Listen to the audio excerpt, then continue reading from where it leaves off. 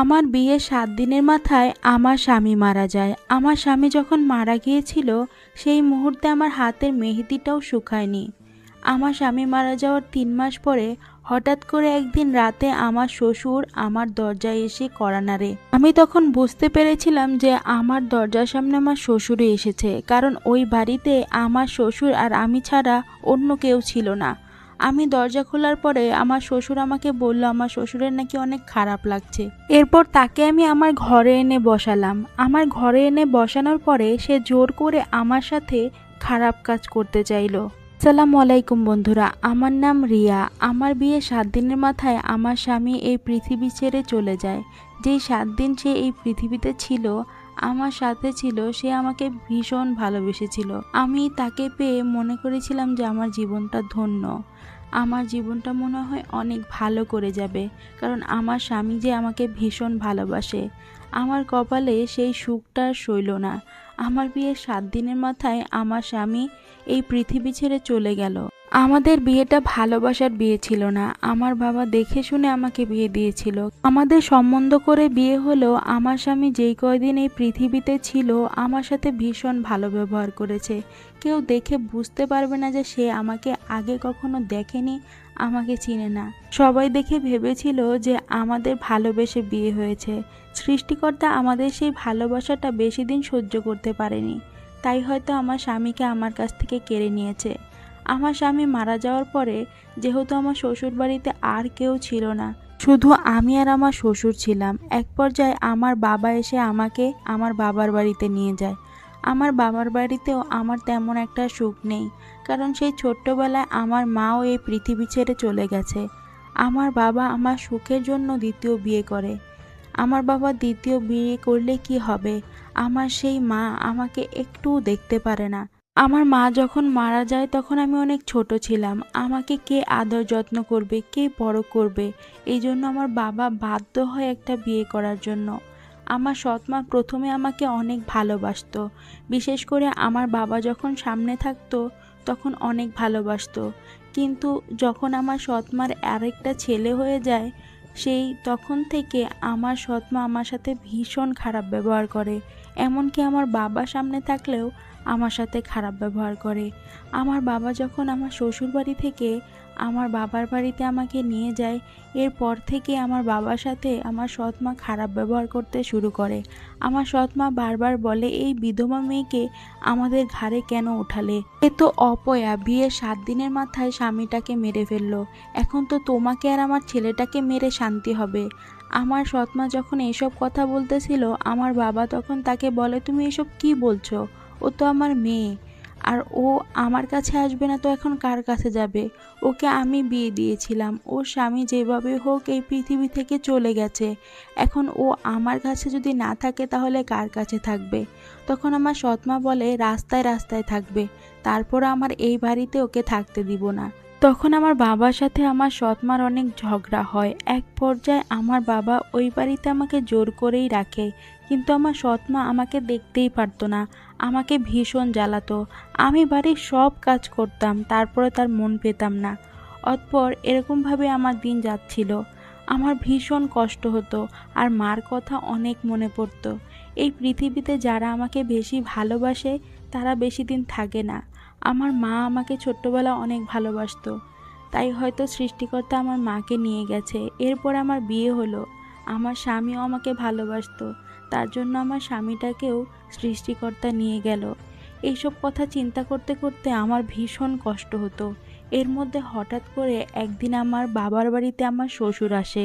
আমার শ্বশুর এ বাড়িতে এসে আমার বাবাকে বলে আমার শ্বশুর বাড়িতে আমাকে নিয়ে যেতে চায়। তখন আমার বাবা বলে যে আপনার ছেলে বেঁচে নেই, আমার মেয়ে ওই বাড়িতে কি ভরসা নিয়ে থাকবে, আর ওর তো ওখানে থাকতে অনেক কষ্ট হবে, আমার মেয়ের বয়সও তো বেশি না। তখন আমার শ্বশুর বলে যে আমার ছেলেটা বেঁচে নেই, আমার একটা মাত্র ছেলে ছিল, আর ও আমার একমাত্র ছেলের বউ, তাই আমি চাচ্ছি ও আমার বাড়িতে থাকুক। এসব কথা আমার সৎমা শুনে আমার বাবার সাথে বলে যে তুমি এত বাড়াবাড়ি কেন করছো? ওর শ্বশুর ওকে নিতে এসেছে, ওর ছেলের বউ, ও নিয়ে যাক, তোমার কিসের সমস্যা? তখন আমার বাবা বলে ও ওখানে কিভাবে থাকবে? তারপরে আমার সৎমা বলে তুমি এত কথা বুঝো না, ওকে যেহেতু নিতে এসেছে তাহলে নিয়ে যাক।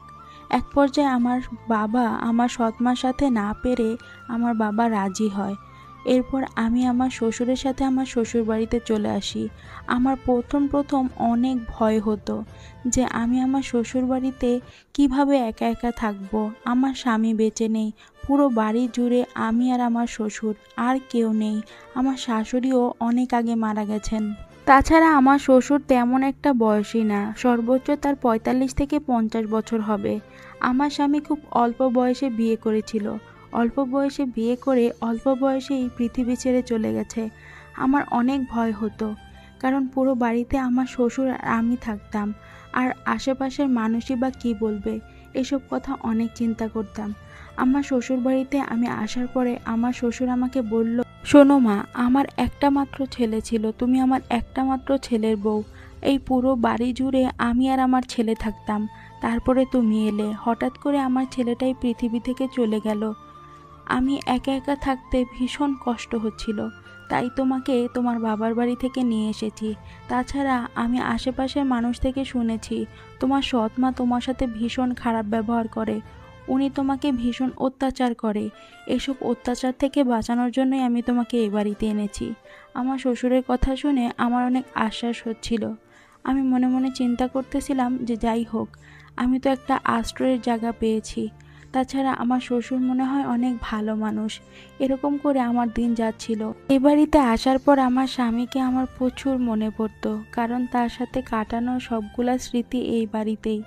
আমার স্বামীর কথা মনে হলে আমার ভীষণ কষ্ট হতো।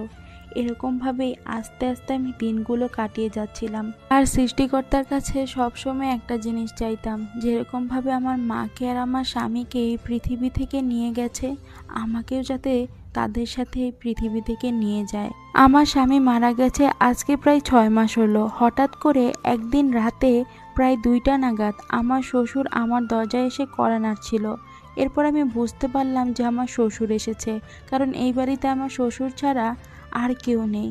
তারপর আমি দরজাটা খুললাম। দরজা খোলার সাথে সাথে উনি আমাকে জড়িয়ে ধরলো। জড়িয়ে ধরে বলল যে আমি বাথরুমে পড়ে গিয়েছিলাম, আমার কোমরে ভীষণ ব্যথা পেয়েছি, তুমি একটু মালিশ করে দিবে। এরপর আমি বাবাকে ধরে নিয়ে বিছানায় শোয়ালাম। শুয়ে বললাম যে আপনি এখানে শুয়ে থাকেন, আমি মালিশটা নিয়ে আসছি। এরপর ভয়ে ভয়ে আমি বাবার কোমরে মালিশ করে দিলাম। আমার ভীষণ ভয় হচ্ছিল যে এত রাতে আমার শ্বশুর আমার রুমে। তারপরে আমি আমার শ্বশুরকে মালিশ করে বললাম যে বাবা আপনি এখানে ঘুমান, আমি আপনার ঘরে গিয়ে ঘুমিয়ে পড়ছি। এরপর আমার শ্বশুর বলে, তুমি আমাকে এই অবস্থায় এই ঘরে রেখে যাবে? আমি যদি রাতে বাথরুমে যাই তাহলে কিভাবে যাব? তুমি এখানেই শুয়ে পড়ো। এরপর আমি ভয়ে ভয়ে আমার রুমের সোফাতে শুয়ে পড়লাম। আমার কেন জানি না ভীষণ ভয় হচ্ছিল। আমার শ্বশুর মাঝে মধ্যে আমার দিকে কেমন যেন দৃষ্টিতে তাকাচ্ছিল। আমার মনে মনে এত পরিমাণ ভয় হচ্ছিল, আমি সব কিছু চিন্তা করতে করতে হঠাৎ করে আমার চোখ লেগে যায়। আমার চোখ লেগে যাওয়ার পরে আমি দেখি আমার শ্বশুর আমার দিকে এগিয়ে আসছে। এরপর তাকে দেখে আমি তাড়াহুড়া করে উঠে বসলাম। উঠে বসে বললাম যে বাবা আপনার কি কোনো কিছু লাগবে? উনি বলে যে হ্যাঁ লাগবে। তখন আমি বললাম কি লাগবে? তখন উনি আমাকে যা বলল, উনি আমাকে বলল যে তোমাকে লাগবে। আমি বললাম যে বাবা আপনি এসব কি বলছেন? তখন আমার শ্বশুর আমাকে বলে, শোনো বৌমা, আমি আর সহ্য করতে পারছি না। আমি আমার ছেলে মারা যাওয়ার পরে আবার বিয়ে করতে চেয়েছিলাম, কিন্তু আমি চিন্তা করলাম যে তোমাকে আমার বাড়িতে নিয়ে আসি। এরপর এই জন্যই আমি তোমাকে আমার বাড়িতে নিয়ে এসেছি। আমি চাই আজকে রাতটা তোমার সাথে কাটাতে। আমি বললাম বাবা আপনি এসব কি বলছেন? তারপর উনি বলল, তাহলে একটা কাজ করো, তুমি আমাকে বিয়ে করো, আমার সাথে থাকো।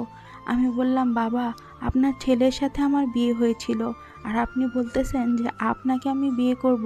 তখন উনি বলে যে আমার ছেলে তো মারা গেছে, ৬ মাস হয়ে গেছে, এখন তুমি আমাকে বিয়ে করতে পারবে। আর তুমি যদি আমাকে বিয়ে না করো তাহলে তুমি আমার বাড়ি থেকে বেরিয়ে যাও।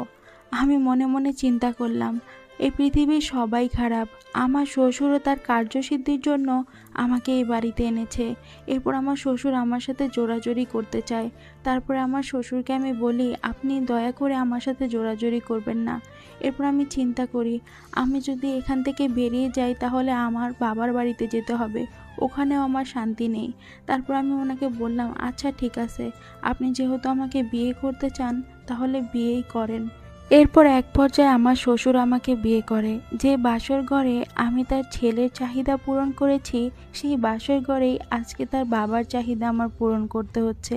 আমার শ্বশুর যে আমাকে বিয়ে করেছে এতে আমার সৎমা আর আমার বাবা দুইজনেই রাজি ছিল। আমার সৎমা বলছিল ওকে বিয়ে করলে সমস্যা কি, ওর স্বামী মারা গেছে 6 মাস হয়ে গেছে, এখন ও শ্বশুর ওকে বিয়ে করবে এটাই ভালো হবে। আর ও শ্বশুর যদি ওকে না বিয়ে করে তাহলে ও আবার আমার বাড়িতে চলে আসবে। এই জন্য তারা রাজি হয়। এই পৃথিবীর মানুষ সবাই স্বার্থপর, শুধু নিঃস্বার্থ হচ্ছে মা, যার কোনো স্বার্থ নেই। আজকে আমার মা যদি বেঁচে থাকতো তাহলে আমার জীবনটা এরকম হতো না। প্রিয় বন্ধুরা, আজকের গল্পটা আপনাদের কেমন লাগলো অবশ্যই কমেন্টস করে জানাবেন। গল্পটা ভালো লাগলে চ্যানেলটি সাবস্ক্রাইব করে বন্ধু হয়ে পাশে থাকবেন। আর আপনারা যদি আপনাদের জীবনের গল্প আমাদের সাথে শেয়ার করতে চান তাহলে অবশ্যই জানাবেন।